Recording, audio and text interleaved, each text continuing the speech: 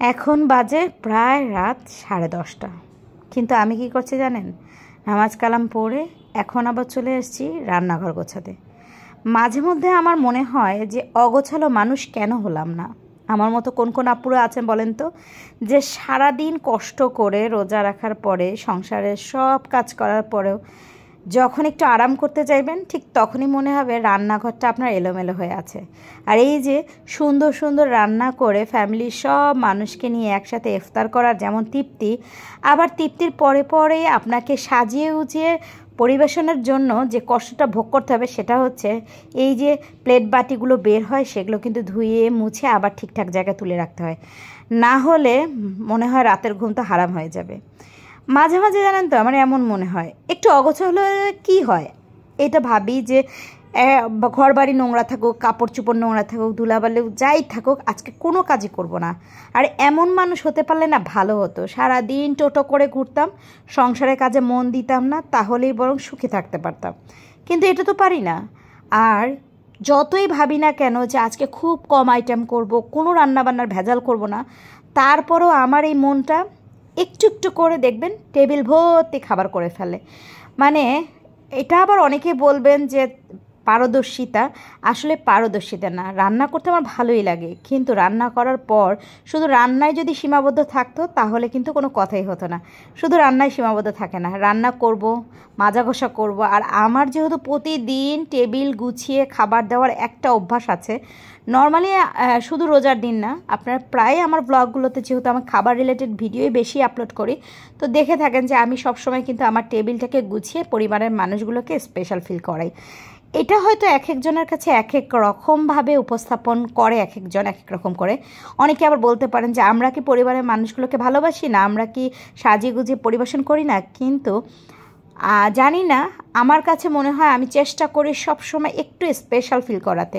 আজকে কোনো দরকারই ছিল না এই পুডিংটা করার, কিন্তু তবুও কেন জানি মনে হলো যে যেহেতু রোজার মাস, দুধ ডিমটা কম খাওয়া হচ্ছে, তাই যদি পুডিংটা রাখি তাহলে অন্তত ইফতারে ঠান্ডা ঠান্ডা সার্ভ করলে পরিবারের মানুষগুলো এক পিস হলে খেলেও কিন্তু পুষ্টিটা ভিতরে যাবে। আর এই যে করবো না করে দেখেন সালাদ, আলুর চপ, খেজুর, বেগুনি সব কিছু কিন্তু টেবিল ভর্তি করে ফেলেছি।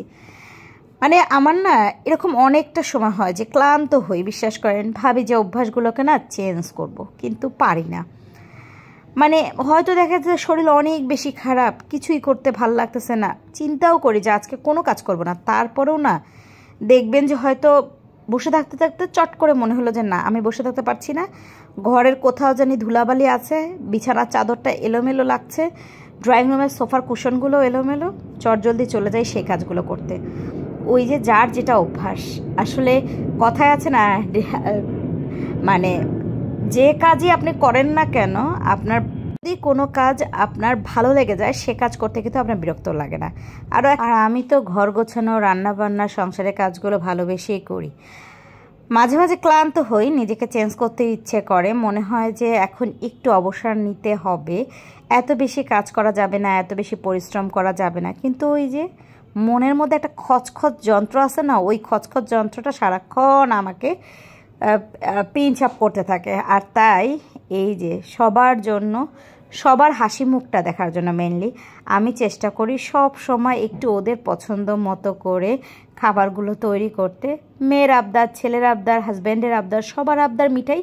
আর সাথে ওদের যখন ভালো লাগে, ওরা যখন খাওয়া দাওয়া করে আর তৃপ্তি করে খায়, আর যখন বলে যে মা তোমার হাতের বেগুনি সেই টেস্ট, ছেলে যখন বলে মা বিরিয়ানিটা সেই হয়েছে, আপনাদের ভাইয়াও যখন বলে আলুর চপটা না টেস্টই অন্যরকম, সব কষ্টগুলো কেমন যেন হাওয়ায় উড়ে যায়। আর তখনই মনে হয় যে না, আসলে যতই আমি মানে নিজের মনটাকে যতবারই আমার খারাপ লাগুক না কেন, নিজের মনটাকে যতবারই কষ্ট লাগুক না কেন, বারবার বিরক্ত লাগুক না কেন, তবুও মনে হয় যে না, গুছিয়ে কাজ করার মধ্যে যে আনন্দ, বা ফ্যামিলির মানুষগুলোর মানে মুখে খুশি দেখার জন্য যে কাজটুকু আমার করতে হয়, অনেক কষ্ট হলেও সে কাজগুলো করার পর যখন তাদেরকে একটু সুখী রাখতে পারি, একটু খুশি রাখতে পারি, তাদের আনন্দে নিজেকে আনন্দিত করতে পারি, তখনই আসলে আসল সার্থকতা। তো যাই হোক, আমার ছেলেও আমাকে সবসময়, মেয়েও সবসময় টেবিলটাকে গুছাতে আমাকে হেল্প করে, এটা আপনারা সবাই জানেন। আর আমার বাসার তো নিয়ম আছে, অর্পা হচ্ছে ইফতারের আগের কাজটা করে আর ফাইয়াজ হচ্ছে ইফতারের পরের কাজটা করে, এভাবে রোটেটও হয়। কখনো কখনো ফাইয়াজ আগের করবে, পরের করবে। এই তো ছোট্ট একটা জীবন, এভাবেই চলছে আমাদের।